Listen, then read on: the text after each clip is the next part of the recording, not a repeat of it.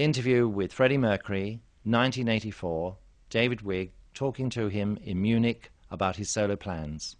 Well, what I wanted to ask you was, Freddie, how do you keep your enthusiasm for what you are doing? I mean, money. Money, and I'm not afraid to say that, but of course, I mean, and the glory and everything we've got of that. It would be it's quite easy for me to give up right now because I have all that. I have the money and all that. So, of course, I'm going to come down to being serious. It's not just for the money. It's just, I think it's just longevity. I think we've got to a stage where, in a funny way, especially in Europe, I think Queen have actually got a new lease of life. After so many years, I thought, and being away for 2 years, I thought, my God, they've probably forgotten us. But it's sort of like, it's been like a rebirth. This is one of our strongest albums. And I couldn't believe that we've had 3 singles in the top 10, which we've never had from any album before. And so I'm quite amazed, to be honest. It's like I said tonight, I said, until you buggers stop buying our records, we'll still be here. Yes. It's like, if they want us, we'll be here. Yeah. It was a good line. That was nice, actually. I just used to like that. I like toying with them far more than they say. Yeah, I've noticed it.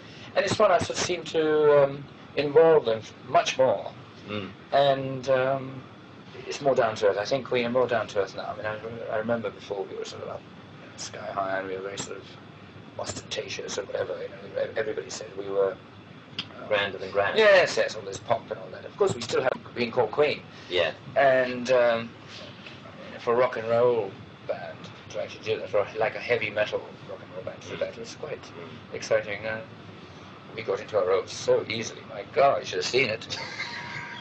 We put the slap on and they Did you enjoy that?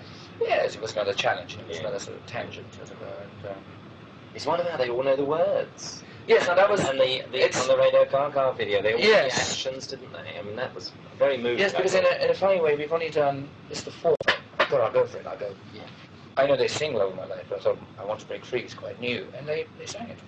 We did. We were all forming sort of a rut. I wanted to get out of this... for the last 10 years or whatever, we were doing... it was so routine. It was like, go into the studio, do an album, go out on the road, go around the world, sort of... You paint away, and then you've got to sort of stand back and look at it in perspective. And that's exactly what we needed. We needed to sort of, number one, be away from each other. And just... Otherwise, sometimes you don't realize, you just keep going on with that routine, and you don't even know if you're actually going down. And I need a break just to think and do other things. We all need that, and I think it sort of helps. You've got this very strong, arrogant image on stage. You have put more humour into it. But is that you, or is that, a defence? I have to fight that. You could meet, my dear. Well, it's I'm just sure that I have always thought it's that. just in terms of that, but it's just that I am handicapped, and therefore I have to sort of virtually fight my so-called stage persona. Most of the times it sort of works against me. That's the thing, and I have to fight that all the time. Funny thing is, like, I created the monster. I built myself up for one side, but then I have to find somebody to accept that in terms of a relationship. I think over the years I have become bitter because I sort of learned more.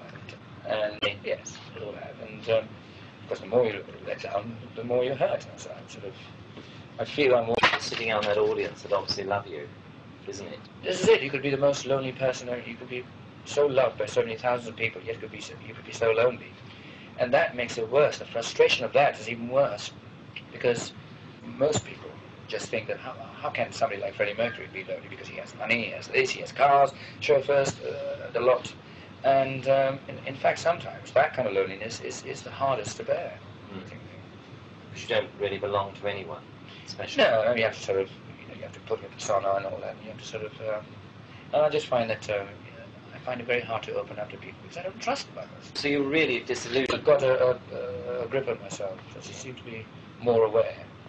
It's sort of a contradiction in terms, isn't it? But but it is true.